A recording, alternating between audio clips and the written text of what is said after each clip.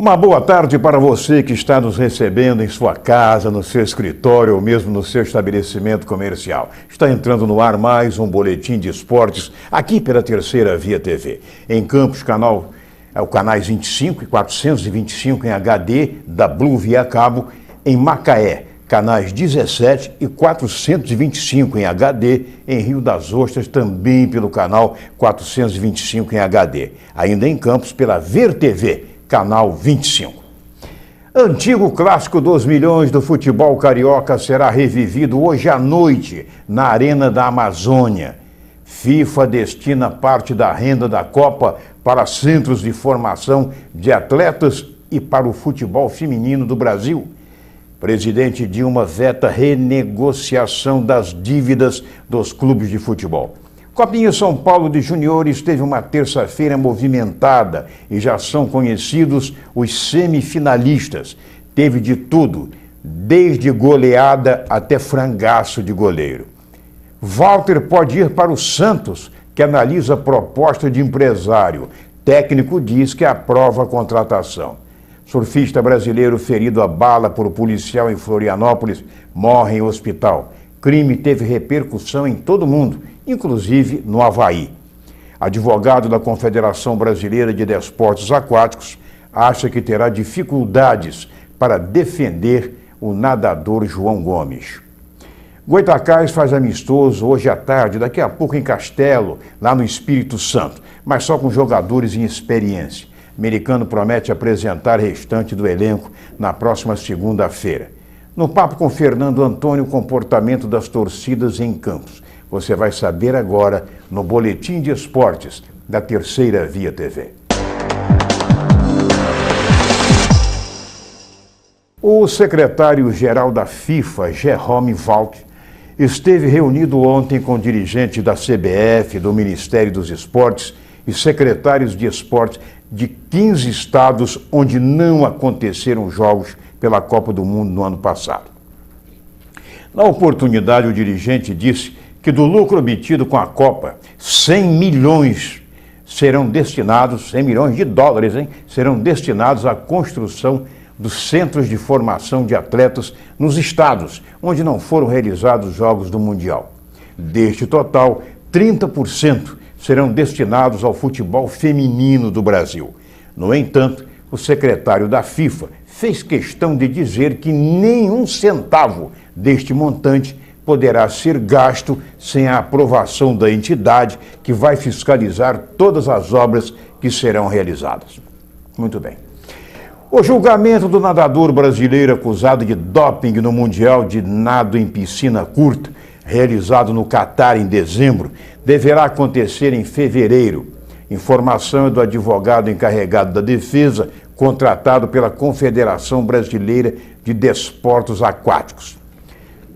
De acordo com o advogado, o mesmo, aliás, que já defendeu e conseguiu absolver César Cielo, a defesa não será fácil. Mesmo que o atleta seja absolvido do dolo, dificilmente o Brasil deixará de perder os pontos conquistados na água. Ponto para o Bom Senso Futebol Clube. A presidente Dilma vetou ontem a renegociação das dívidas dos clubes de futebol. A presidente quer uma nova redação da medida provisória a ser enviada ao Congresso. Foi aplaudida pelo bom senso e também por todos aqueles que, na verdade, têm bom senso. O Fluminense corre mesmo o risco de perder o atacante Walter. O jogador, além de estar despertando o interesse do Flamengo, já manifestado através das redes sociais, já negocia com o Santos a sua transferência para a Vila Belmiro.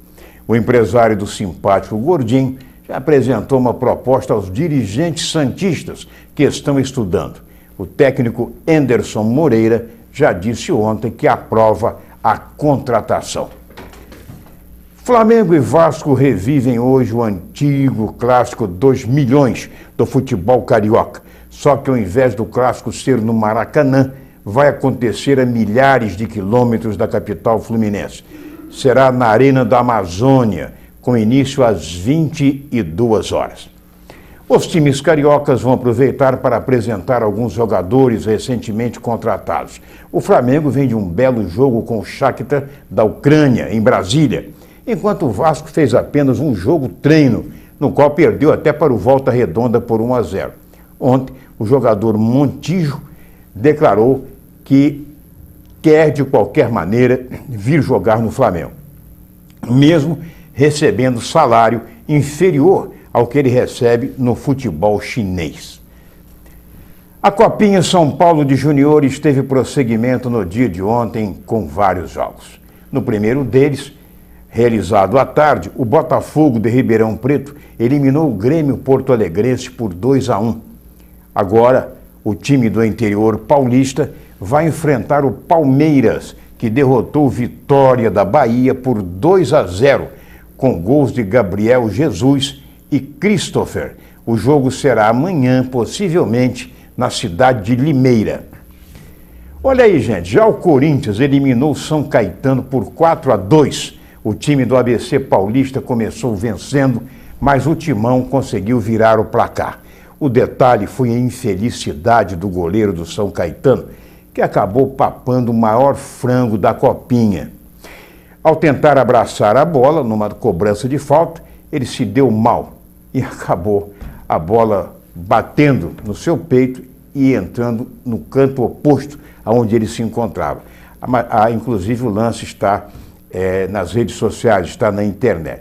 No último jogo do dia, o São Paulo dominou os 90 minutos e não teve dificuldade em golear o Atlético Mineiro.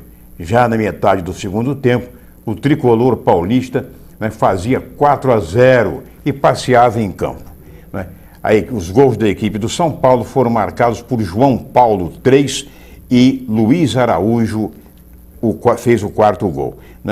E a torcida São Paulina realmente vibrou. São Paulo e Corinthians farão agora o clássico depois de amanhã, valendo pelas semifinais. O jogo ainda hoje vai ter o seu local definido, já que os organizadores querem evitar encontro das duas torcidas antigas rivais.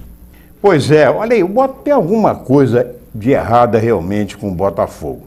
Eu acho que tem que passar o galho, como diziam os mais antigos, porque o Engenhão está sendo preparado, inclusive, para o campeonato estadual, vai ser aberto com o jogo do Botafogo, mas que antes terá, depois de sábado, aliás, o jogo amistoso entre Botafogo e o Shakhtar, mesmo que empatou com o Flamengo em Brasília. O Engenhão ontem, uma parte da cobertura na área norte, acabou pegando fogo. Ninguém sabe como. Os funcionários desceram depressa e ninguém sabe as causas com o princípio de incêndio. Mas, segundo autoridades lá, inclusive a Prefeitura do Rio de Janeiro, vão exigir uma explicação para esse fato realmente descabido. Macaé e Boa Vista empataram ontem 1-1 em jogo amistoso realizado no estádio Moacirzão, lá em Macaé. Laerte, zagueiro aqui de Campos, de cabeça fez 1-0 aos 39 do segundo tempo e Cláudio Pagodinho empatou para a equipe do Boa Vista aos 44 minutos. Sábado será o último jogo treino do Macaé antes do campeonato. Vai enfrentar a Portuguesa também em Macaé. E a nota triste do dia de ontem foi a morte do surfista Ricardo Santos, atingido por um policial militar de Santa Catarina com 2 tiros na véspera, um inclusive nas costas. Ele era considerado um dos melhores na modalidade, já tendo disputado inúmeras provas internacionais, inclusive no Havaí. O campeão mundial brasileiro Gabriel Medina lamentou a morte do amigo, assim como praticantes de surf de várias partes do mundo que realizaram ontem uma manifestação justamente no Havaí, fizeram uma roda de surfistas em homenagem ao brasileiro morto. O tenista Gustavo Kirten, o Guga, também postou na internet o seu pesar pela morte de Ricardo, de quem era amigo.